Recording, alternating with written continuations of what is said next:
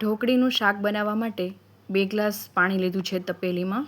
હવે એમાં મરચું, હળદર અને ધાણા જીરું એડ કર્યું છે.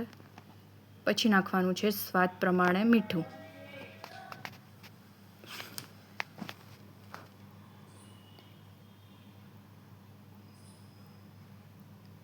હવે એને એકદમ ઉકળવા દેવાનું છે, ડૂબકી પડે એવી રીતે ઉકળવા માંડે ને એટલે આપણે ચણાનો લોટ નાખવાનો છે.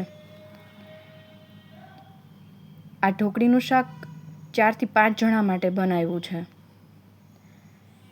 પાણી થોડુંક રહેવા દેવાનું છે, કેમ કે ઢોકળીને ચડવા માટે પાણી જોશે, નહીંતર કડક થઈ જશે.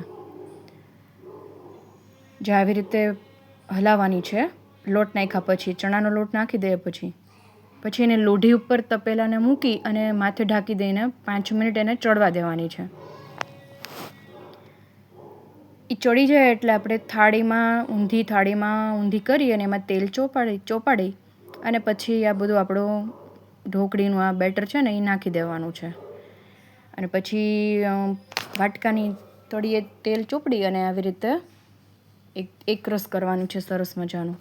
પછી વેલણથી પણ વણી શકાય. પછી એના પીસીસ કરવાના છે, તમારી ચોઈસના, જેવડા કટકા કરવા હોય એવી રીતે. આ ઢોકળીનું શાક બહુ જ મસ્ત થાય છે, ખૂબ જ ટેસ્ટી થાય છે. અને આ ઢોકળી લુખી પણ ખાઈ શકાય. આમને તમને આવી રીતે જ ઇન્સ્ટન્ટ તમે લસણવાળી ચટણી, વાટકામાં લસણવાળી ચટણી, તેલ અને આ નાખીને ખાઈ શકો છો. ઇવન આનો વઘાર પણ કરી શકો છો, સાદો, પાણી નાખ્યા વગર.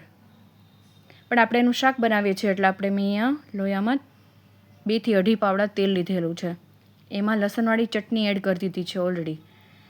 લસણવાળું ન બનાવતા હોય તો સાદું મરચું એડ કરવાનું. પછી એમાં ખાટી છાશ એડ કરી છે.